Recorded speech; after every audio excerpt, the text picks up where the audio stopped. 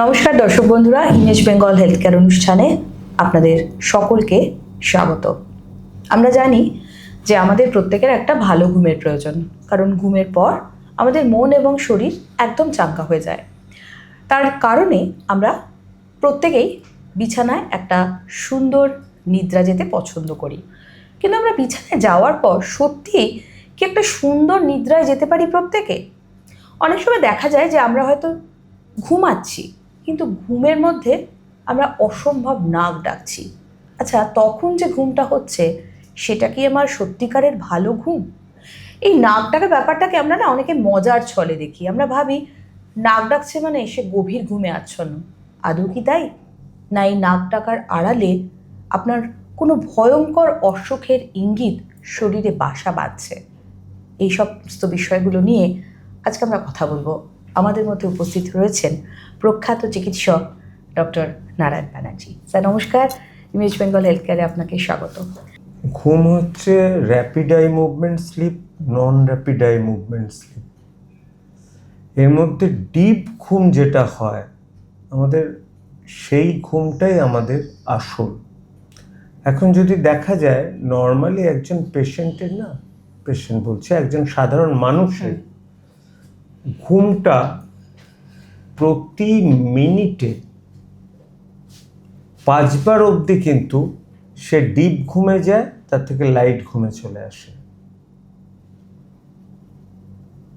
কোনো কোনো ক্ষেত্রে এটা অত্যন্ত ফ্রিকোয়েন্টলি, মানে মিনিটে 30 থেকে 40 বার কিন্তু লাইট ঘুম আর ডিপ ঘুমের মধ্যে তার ঘুমটা চলতে থাকে।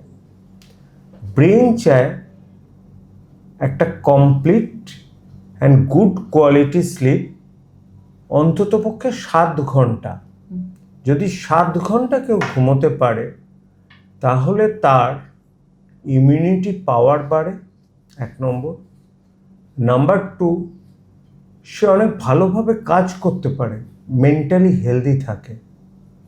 তো ঘুমের অনেক ভালো এফেক্ট আছে, কিন্তু কজন 7 ঘন্টা ঘুমোয় আর কজন ঘুমোলেও বা গুড কোয়ালিটি স্লিপ হয়, সেটা নিয়ে বলতে গেলে একটা জিনিস বলতে হয় যে এই যে নাক ডাকা নিয়ে বললেন না, নাক ডাকাদের ঠাট্টা করবেন না। কিন্তু নাক ডাকা পেশেন্ট আপনার কাছে যদি ঢোকে, একটু ভালো করে তার মুখের দিকে তাকিয়ে থাকবেন। তো মুখটা কি হবে, বেশ গোলগাল। আর আমাদের এখানে হা করলে যে মুখের যে গহ্বরটা থাকে তার একটা নাম আছে, সেটা ছোট হয় আর ঘাড়ে গর্দানে হয় ইউজুয়ালি, আর মোটা হয়। আজকাল প্রচুর পাবেন কিন্তু এরকম। এরা বিভিন্ন দলের সম্পদ, কিন্তু ডাক্তারদের ক্ষেত্রে এরা কিন্তু বড় অসম্পদ। তার কারণ কি, এরা তো রাতে জল খেয়ে ঘুমোয়, তা ঘুমের সময় নাক ডাকতে থাকে। তা ওই যে বললাম যে আপনাদের অ্যাপনিয়া হাইপারপনিয়া ইন্ডেক্স, মানে কিছু সময় আমাদের ঘুমের সময় নিজে নিজেই স্লিপ বন্ধ হয়ে যায়, কিছু সময় আমরা জোরে জোরে নিঃশ্বাস নিই। সুতরাং অ্যাপনিয়া হাইপারপনিয়া এটা কিন্তু প্রতি মিনিটে 5 বার হতে পারে। কিন্তু অবস্ট্রাকটিভ স্লিপ অ্যাপনিয়ার 40 বারও হয়। আজকে একজন এসেছিলেন। আচ্ছা, তার মানে সে ঘুমোচ্ছে কতটুকু। এবং এই মানুষদের কতগুলো থাকে, এক তো মোটা সোটা মানুষ, গোলগাল মুখ, ঢুকলো, নাকের দিকে তাকাবেন, নাকটা ব্যাকা হতে পারে, বড় হতে পারে, থ্যাবড়াও হতে পারে।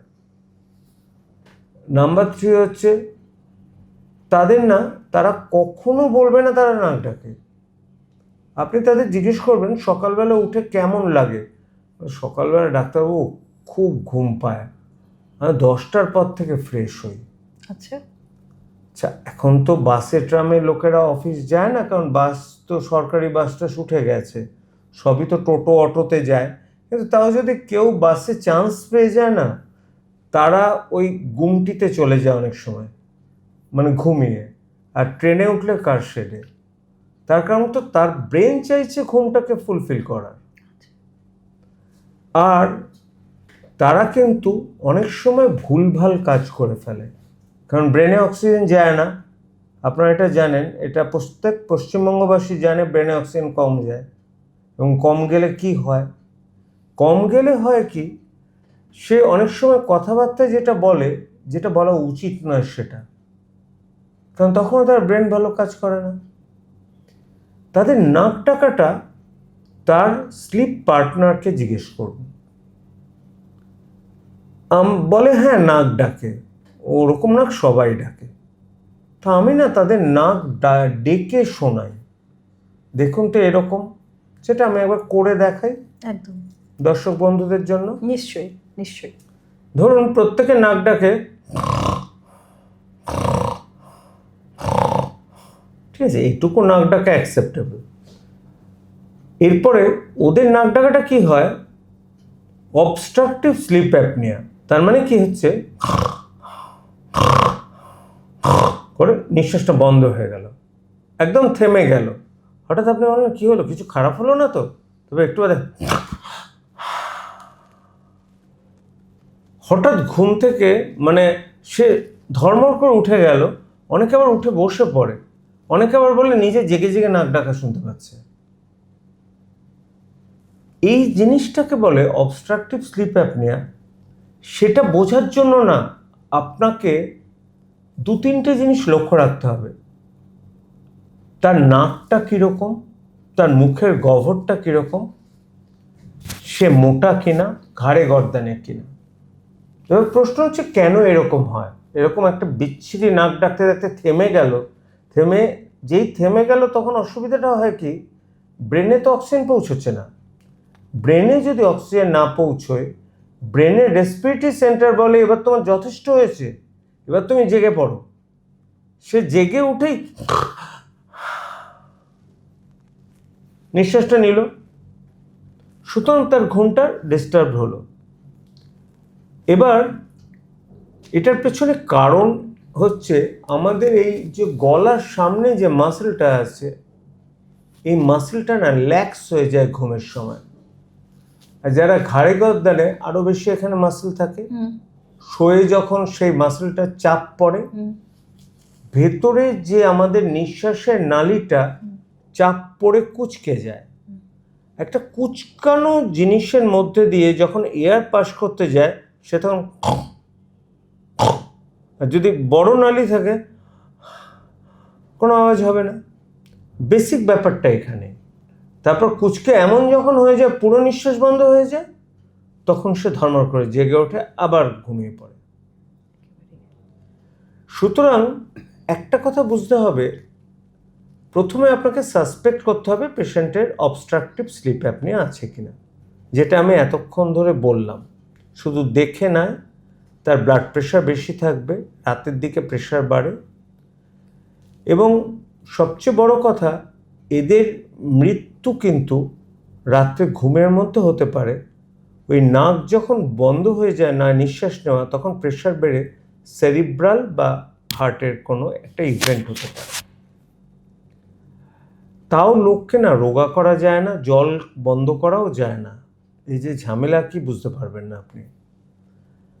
তাদের আমরা তখন পলিসোমনোগ্রাফি টেস্ট করতে বলি।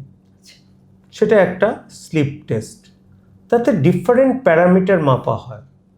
অর্থাৎ ঘুমের সময় আই মুভমেন্ট কীরকম আছে, ব্রেন কীরকম কাজ করছে, হাতে অক্সিজেন কীরকম আছে, এবং এরকম না 3টে প্যারা, 5টা প্যারা, 12টা প্যারামিটার যাতে ইজি কন্টিনিউয়াসলি হতে থাকে, এরকম বিভিন্ন মেশিন আছে। সে অনুযায়ী পলিসোমনোগ্রাফির দামও কিন্তু ভ্যারি করে 4-5 হাজার থেকে 16,000 টাকা অবধি।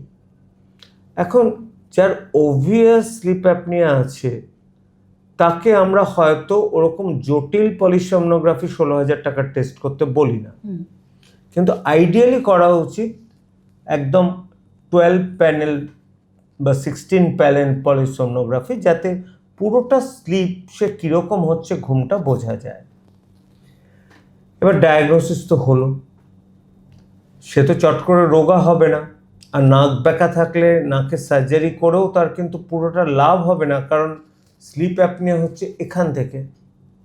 তাকে একটা কন্টিনিউয়াসলি একটা মেশিন ইউজ করতে হয়, যেটার নাম হচ্ছে সিপ্যাপ। কথাটা মানে হচ্ছে C stands for continuous, P for positive, A for airway, P for pressure. অর্থাৎ আমাদের যে নিঃশ্বাস প্রশ্বাসের যে নালীটা যেটা সরু হয়ে যাচ্ছে, তাতে একটা কন্টিনিউয়াস এয়ারওয়ে যদি প্রেশার ক্রিয়েট করা যায়, ওটা তাহলে কোল্যাপস করবে না, ওটা খোলা থাকবে। তাহলে ভালোভাবে তার শরীরে অক্সিজেন জমবে, অক্সিজেনটা যাবে। সিপ্যাপ মেশিন আজকাল অনেক অ্যাডভান্সমেন্ট হয়েছে। ছোট্ট নাকে এইটুকু থাকে, মেশিনের সাইজও অনেক কমে গেছে, আমরা নিয়ে বেড়াতে যেতে হয়, এবং এটা কিন্তু রেগুলার তাকে অন্ততপক্ষে 6 থেকে 8 ঘন্টা ইউজ করতে হয়। তবে কি হবে, ব্রেনে অক্সিজেন ঠিকমতো চলবে, তার হার্ট অ্যাটাকের সম্ভাবনা কমে যাবে, তার প্রেশার থাকলে সেটা কমবে, এবং সে যদি তার মধ্যে চেষ্টা করে ওজন কমায়, সিপ্যাপের রিকোয়ারমেন্ট কমে যাবে। এবার আরেকটা মজার কথা আমি সিপ্যাপ নিয়ে বলতে চাই এটাতে। আপনি ধরুন, আগে আমাদের না ম্যানুয়াল সিপ্যাপ মেশিন ছিল, আপনি ঠিক করলেন যে 12 সেন্টিমিটার ওয়াটারে প্রেশারটা যাবে, কিন্তু না ঘুমের বিভিন্ন স্টেজে কখনো 12, কখনো 14, কখনো 16 এই প্রেশারটা লাগে হাওয়াটা যেতে। এখন অটোমেটেড হয়েছে, নিজে নিজেই ও বোঝে, সেন্স করে যে কত প্রেশারে সে অক্সিজেন মানে হাওয়াটা পাঠাবে। সুতরাং এখন সব সিপ্যাপই কিন্তু অটোমেটেড সিপ্যাপ, ম্যানুয়াল সিপ্যাপ এখন উঠেই গেছে।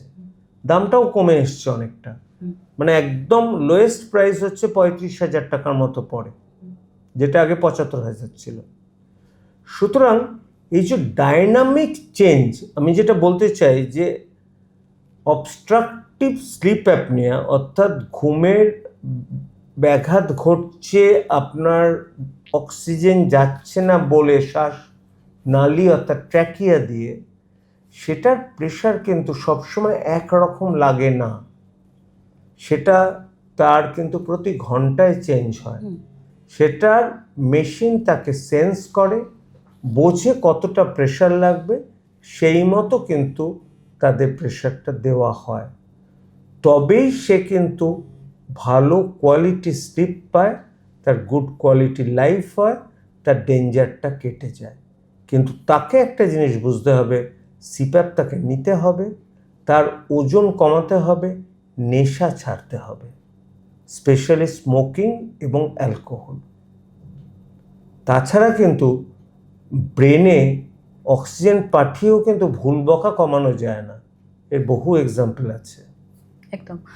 স্যার, আপনি যেটা বললেন যে এই যে নাক ডাকার সমস্যা যাদের রয়েছে বা স্লিপ অ্যাপনিয়া যাদের রয়েছে, তাদের একাধিক বিপদের সংকেত থাকতে পারে, তাদের মধ্যে স্ট্রোক এবং হার্ট অ্যাটাক হচ্ছে অন্যতম। এছাড়া আর কি কি সমস্যা তাদের হতে পারে?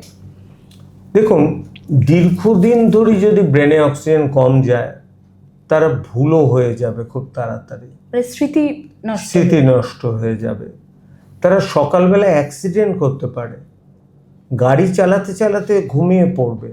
সবচেয়ে ডেঞ্জার তো সেখানেই। কোনো ড্রাইভারের যদি স্লিপ অ্যাপনিয়া থাকে, সে যদি ভোর রাতে গাড়ি চালায়, সে তো চোখ এমনি বুঝে আসবে, সে তো অ্যাক্সিডেন্ট করবে। সুতরাং এই পড়ে যাওয়া, অ্যাক্সিডেন্ট, এইগুলোই হচ্ছে হ্যাজার্ড। তাছাড়া দেখুন, একজন মোটা মানুষের 1000টা হ্যাজার্ড থাকে, তার লিভারে ফ্যাট হবে, তার ইউরিক অ্যাসিড বাড়বে, সুতরাং এগুলো আপনাকে ধরতে হবে। সুতরাং আমার মনে হয় প্রত্যেকের একটা জিনিস বুঝতে হবে, যেটা আদর্শ ওয়েট রাখা উচিত, সেই ওয়েটটা সবাই মেনটেন করার চেষ্টা করুন। আমি তো একটাই ডিকটেম বলি, হা কম করে হাঁটুন, অর্থাৎ খাবার কম খান, হাঁটুন বেশি, রোগা হবেন, তাহলেই স্লিপ অ্যাপনিয়া অনেকটা কমবে। সবশেষে একটা প্রশ্ন করবো, সেটা হচ্ছে আপনি দু ধরনের নাক ডাকা দেখালেন। একটা হচ্ছে যেটা ব্যাঘাত ঘটিয়ে নাকটা ডাকছেন, আর একটা হচ্ছে যেটা স্বাভাবিক নিয়মে যে নাকটা ডাকছেন। এই দু ধরনের নাক ডাকার মধ্যে একটা আমরা পরিষ্কারভাবে বুঝতে পারলাম যে একটা স্লিপ অ্যাপনিয়া জনিত, সেটা বিপজ্জনক। আর এক ধরনের যে নাক ডাকা, সেটাও কি কোনো ঘুমের ব্যাঘাত ঘটাচ্ছে? সেটা না, আমাদের স্লিপ স্টাডি করেই বুঝতে হয়। যদি দেখা যায় ওই অ্যাপনিয়া মানে কতক্ষণ তার নিঃশ্বাসটা কমে যাচ্ছে, মানে শ্বাস নেওয়াটা, আর কতটা বেশি নিচ্ছে, সেটা যদি 5-এর কম হয় তাহলে বুঝতে হবে তার স্লিপ ঠিক আছে। যদি 5 থেকে 10 হয়, তাকে ওয়েট রিডাকশন করে ম্যানেজ হয়ে যাবে। 10-এর বেশি হলে কিন্তু মেশিন লাগবে। আচ্ছা ডাক্তারবাবু, সবশেষে অনেকে ঘুম ভালো হবার জন্য ঘুমের ওষুধ নিয়ে থাকেন। এই ঘুমের ওষুধ নেওয়াটা কতটা পর্যায় পর্যন্ত বা কতটা সঠিক, বা কী ধরনের ওষুধ? অনেক সময় আমরা শুনি যে সেটা হার্টের ওপর নাকি প্রভাব ফেলে, আপনি কি বলবেন? না, ঘুমের ওষুধ হার্টের উপর প্রভাব ফেলে না। বেশিরভাগ ঘুমের ওষুধে যেটা হয়, একটা দুটো সাইড এফেক্ট। একটা হচ্ছে অ্যাডিকশন হয়ে যায়, আপনি ছাড়তে পারবেন না এবং ক্রমশ ডোজ বাড়তে থাকবে।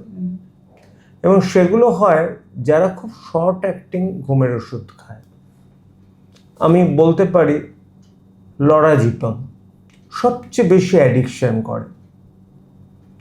আজকাল সেই জন্য কিছু ওষুধ এসেছে, যেমন আমি বলি জলপিডেম। তারা কিন্তু শুধুমাত্র ঘুমই পাড়ায় মানুষকে, আর কিছু না, কিন্তু তাতেও অ্যাডিকশন হয়। অ্যাডিকশন ফ্রি ঘুম, আপনাকে স্লিপ হাইজিন মেনটেন করতে হবে। ওই যে আমি আগে বলেছিলাম 10-3-2-1, মানে আপনি যে সময় ঘুমাবেন তার 10 ঘন্টা আগে কফি ছাড়ুন, যে সময় ঘুমাবেন তার 3 ঘন্টা আগে অ্যালকোহল খাওয়া ছাড়ুন। অনেকে একটা ভুল ধারণা, অ্যালকোহল খেলে ঘুমটা ভালো হয়। ওটা কিছুই না, অ্যালকোহল খাওয়া ছুতো। ঘুমানোর 2 ঘন্টা আগে এক্সারসাইজ বন্ধ করবেন, জিমে যাবেন না, আর 1 ঘন্টা বাদে মোবাইলটি বন্ধ করুন। ঘুম একটা সাধনার বিষয়। ঘুম এলে ঘুমিয়ে পড়ুন।